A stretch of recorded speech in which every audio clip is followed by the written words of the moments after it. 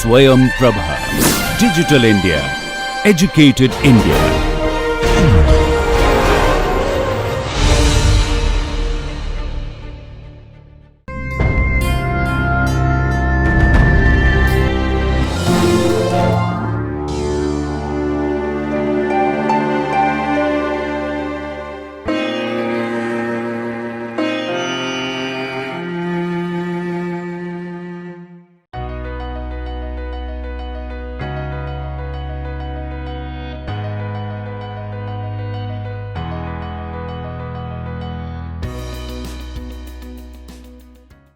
Welcome to the next session in the study of organic chemistry, paper 2. In the second module, we are studying about reactions of alkyl halides. In this lecture number 3, we will be studying about nucleophilic substitution, part 3. I am Dr. Balaji, currently working as Associate Professor in the School of Biotechnology at Jawaharlal Nehru University.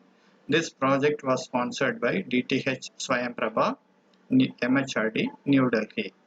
The topics that we will be studying in this particular session include basics of SN1 reactions, carbocation formation and its stability, the stereochemistry of SN1 reactions. So these are all the topics we will be studying.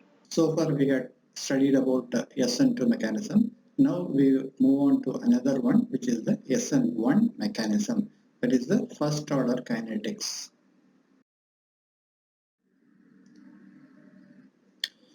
So what is the first order kinetics? We have the tertiary butyl bromide, which reacts with the hydroxide OH minus or even water molecule to give the corresponding tertiary butyl alcohol with the concomitant removal of bromide minus. In this particular case, we have a heterolysis, that is during the bond breakage, one of the fragment retains both the electrons. That means when the CX bond breaks, the X is an electronegative substance. So electronegativity is nothing but the tendency of the element to retain the electrons towards itself or pull the electron towards itself when a bond is broken. So we can consider the reaction takes place by two steps.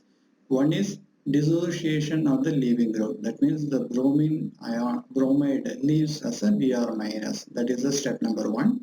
And in the second step, the nucleophile attacks the carbocation. So these are all the two-step mechanisms. So here the Br minus leaves in the first step to produce the tertiary butyl carbocation. This is a very slow step. And in the second step, the nucleophile, because in this particular case we have a negative nucleophile, so there is a positive charge here. So plus and minus join very quickly. So that is the reason this reaction is a very fast reaction. So what is the rate determining step? Generally the slowest step is called the rate determining step. So in other words, this particular reaction is the slowest one and this is the rate determining step. And in this reaction, we do not have the concentration of the hydroxide. So the reaction actually proceeds from the substrate alone. That means the alkyl halide is the only thing which is involved in the rate determining step. That is why this reaction is called the first order kinetics.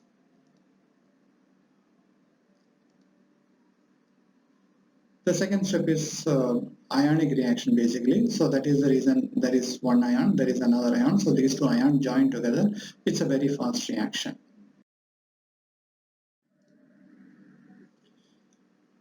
So what is a carbocation? You already know. It is a species that contains a carbon atom bearing only 6 electrons. So this is an electron deficient species. And what are all the different ways we can stabilize a carbocation? Basically by dispensing the charge on the central carbon, we can stabilize it. So the effect on the availability of electrons at the reaction center is called the polar effect. We already saw in the case of SN2 reaction that reactions are does not affected by the polar effects because in the transition state we do not have a charge separation. So due to which the SN2 reactions are not at all affected by the polar effects, whereas in the case of SN1 mechanism we have a carbocation formed in that reaction. That is, there is an intermediate having a charge. So when there is a charge on the intermediate, then it is affected by the polar effects. Let us quickly review some of the important aspects of the carbocation. So we will start with the reactivity. So what changes can happen to carbocation, we will quickly see, then elaborately we will go through each step separately. The first one is the carbocation can combine with the leaving group, then it will get back to the starting material or the reactant. So this is basically the reversible reaction of the starting material getting converted to carbocation by the loss of leaving group. But if the reverse happens, we get back the starting material. Then the carbocation can be attacked by the nucleophile to give the substituted product. So this is also possible. This is the one we are actually looking for in the substitution nucleophilic reactions. Then the carbocation can lose a proton to give an alkene or olefin. This is also possible. Then the carbocation can also undergo 1,2 shift or rearrangement. These are all some of the reactions of the carbocation. And when we talk about stability of the carbocation can be stabilized by hyperconjugation. The carbocation can also be stabilized by inductive effect. The carbocation can be stabilized by the lone pair from the adjacent atom, especially the heteroatoms, nitrogen, oxygen, which are having lone pair can stabilize the carbocation. And resonance or the pi bonds can also stabilize the carbocation if they are in the close proximity. We will study about all these things elaborately.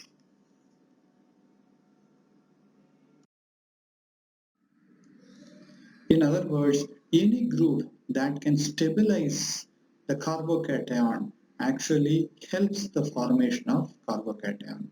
So here, if G is a group which can actually donate electron, then the carbocation can be easily stabilized.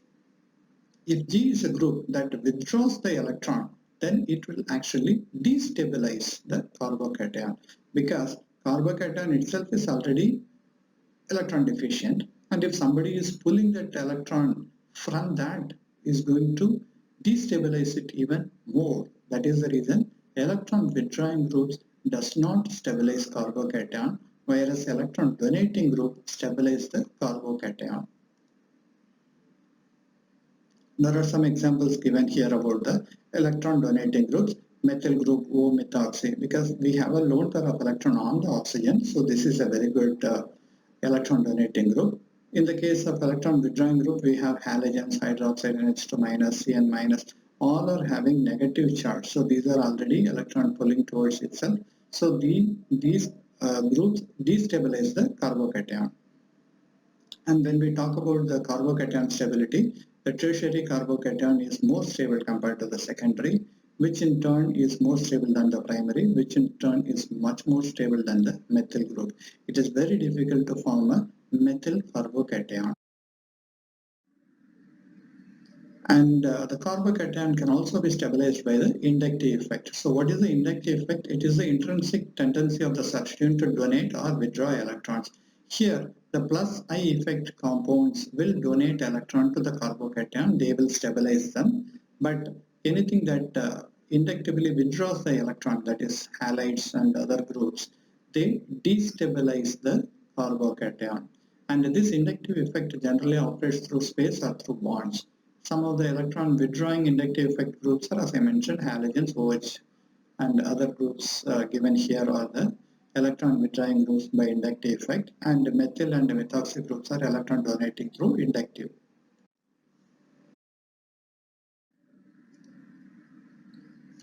And of course, resonance effect is actually delocalization of pi electrons with the overlap of orbital is also very important to stabilize the carbocations. Allyl and phenyl groups can actually stabilize the carbocation. So benzyl carbocation is a very stable one, because the plus charge can be easily delocalized by the 6 pi electrons of the aromatic system. Another effect which stabilizes the carbocation is the hyperconjugation. In this case, the interaction of the electrons in the sigma bond and adjacent empty non-bonding p orbital or anti-bonding pi star orbitals or a filled pi orbital that gives stability to the system. Basically, the neighboring groups or the nearby groups donate their electrons. It can be a sigma electron or a pi electron, which can be given to the carbocation. So that is how we say hyperconjugation stabilizes. Another term for hyperconjugation is bond no bond effect. So this also stabilizes the carbocation very quickly. Here we see the ease of formation of the carbocation. The tertiary butyl, the relative rate, if we look at the tertiary butyl carbocation is formed million times compared to isopropyl, and in the case of methyl it is 10 to the power minus 5. That means literally these do not form the carbocation that effectively. So this is how we can actually compare the stability of the carbocations. Since the carbocation is the intermediate in the SN1 reaction, we can also relate the stability of the carbocation to SN1 reactivity. In other words, the tertiary butyl reacts much faster compared to methyl groups. The reason is the tertiary butyl carbocation is formed very easily, so they undergo reaction by SN1 mechanism very effectively. So as I mentioned, the stability of the carbocation decides the rate of formation. So it also decides the reactivity and the orientation of the double bond formed in the case of alkenes. When we talk about elimination reaction, this also comes into picture there. So the reactant actually is separated in the transition state. There is elongation of the bond which results in the complete ion pair separation. That means the carbocation and the X minus are formed separately.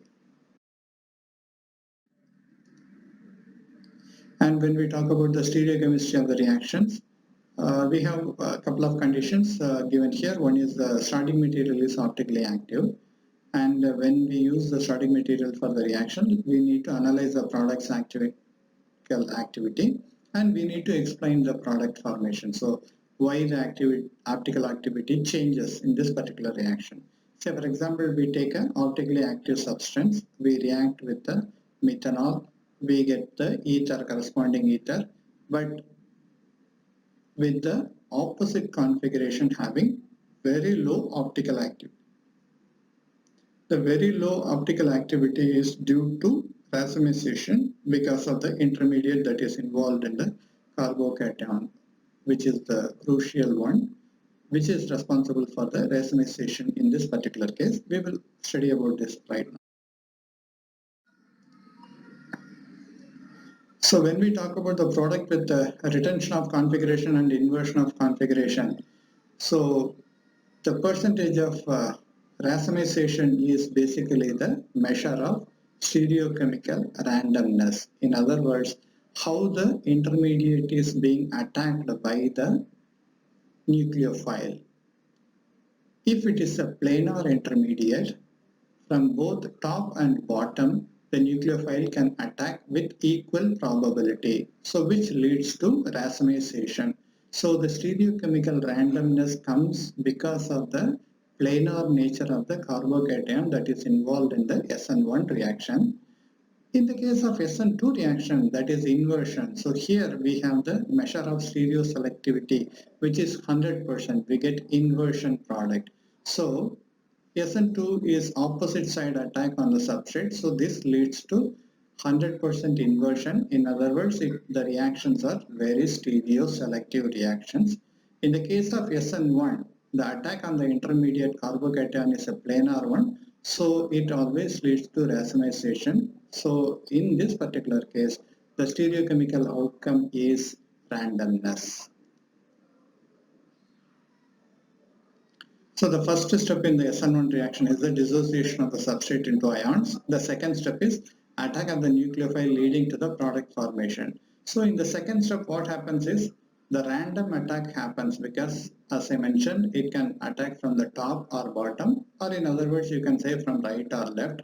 So either of the sides it can attack. So due to the randomness of the attack, we get 50-50 ratio. That means the product obtained is going to be racemized one. Whereas in the case of specific attack, in the case of SN2, we get net inversion. So this is the stereochemical outcome of SN1 and SN2 reaction. The loss of chirality is explained like this. So the starting material or the substrate is actually optically active, but the intermediate is optically inactive because it's a planar intermediate.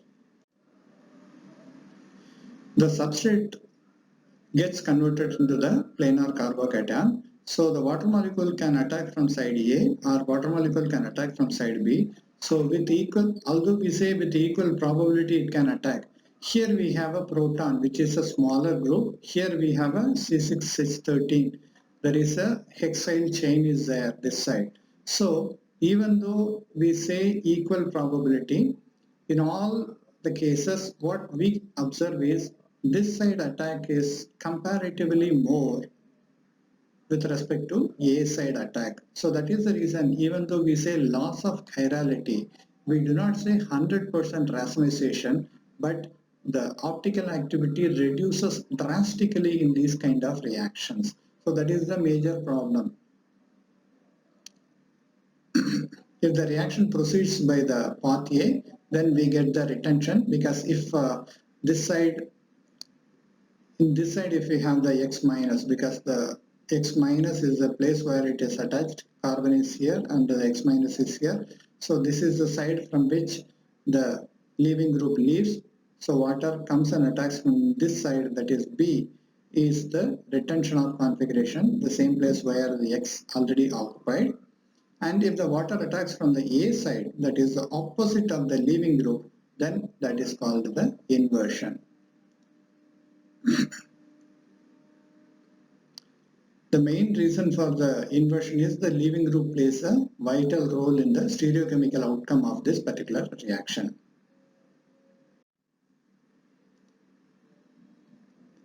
So we have something called the screening effect. The screening effect says that this X minus doesn't leave immediately after separating from the substrate, due to which the attack of the nucleophile from this side is actually hindered for some time. So that leads to the attack only from the rear side or the back side, which leads to inversion. Because in an SN1 reaction, two types of observations are always possible. One, we may get retention of configuration. We may also get inversion of configuration. Although the optical activity of the obtained product is going to be very low, but still it may be due to not 100% racemization. We may not get 50-50 ratio, even though theoretically we say 50-50 ratio is possible, but not necessarily all the times we get 50-50 ratio. That is because the screening effect prevents the attack of the nucleophile from this side, from the same side from where the halide leaves, leading to the nucleophile has to attack from the opposite side. So that leads to inversion. So this is one of the reasons the obtained product may have little bit of higher net content of the inverted product. In this case, we can also say why the retention happens. Because the proton is very small, so the nucleophile, once this halide leaves, the nucleophile has more probability of attacking from this side because of the small hydrogen. That leads to retention of configuration. So one thing always you have to remember is the product formation is the crucial one which we can actually observe. Based on the product formation, we try to explain how the reaction could have proceeded. Not necessarily that is the only way by which the reaction proceeded, but that is a probable way of explaining the product formation. So the mechanism actually supports the product formation, and the product formation is a real one which actually decides what is actually formed.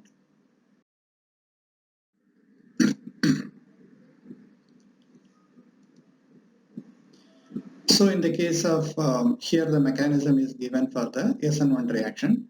In the first, the substrate forms a intimate ion pair as given here, R plus and X minus. These are formed as an intimate pair. Then the solvent comes in between them, and it comes between the plus and minus charge. So this is a solvent separated species. Due to the solvent separation, the R plus goes separately, X minus goes separately. They both become free ions. In the A, that is in the intimate ion pair, there is a loose electrostatic interaction between the starting material, that is R plus and X minus. There is a very weak electrostatic interaction exists between them. When the solvent diffuses between them, we end up with a solvent separated species. This is an ion pair species. And then finally the complete dissociation leads to free ions. The nucleophile can attack either A, B or C. So the nucleophile, when it is coming and attacking, it can attack the intimate ion pair or the solvent separated one or the free ions. We know if it attacks the C, we always end up with a racemic product. If it attacks A or B, because the halide is present still on the right hand side, in this case and in this case, so the nucleophile can only come and attack from the opposite side. In other words, A and B leads to inversion. So if the attack happens at these two stages, there is a probability of getting more number of inversion. But if the attack happens after the ions are separated, we may get racemic product. We already know SN2 a single step, so it is always inversion. SN1 is different steps, so we lead to it leads to inversion.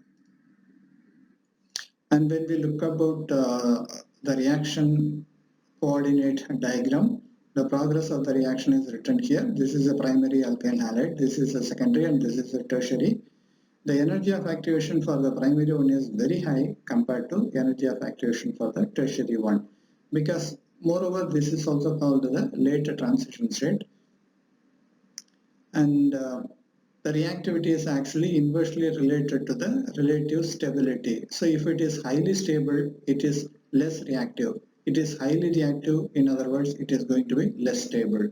So the reactivity and the stability are basically inversely proportional to each other. So the stable carbocations are formed very faster. In other words, in this particular case, the energy of activation is very low. So these are formed very faster. And energy of activation is a very, very important factor for deciding the product formation. In summary, we had seen so far about the basics of SN1 reactions, that is the kinetics we have studied so far, how the SN1 reaction proceeds, and what is the intermediate involved in this reaction is the carbocation. So how the stability or the formation of the carbocation affect the progress of SN1 reactions we have studied. The tertiary carbocation is more stable compared to secondary, and the primary is less stable. Methyl carbocation is highly unstable. And the stereochemistry of SN1 reaction, that is the racemization, also we have studied, because the formed carbocation is basically planar in nature, so the nucleophile can come and attack from the top or from the bottom, leading to 1:1 ratio or the 50-50 mixture of both the isomers. Hence we get racemized product. With this, we conclude this particular session on substitution nucleophilic reactions.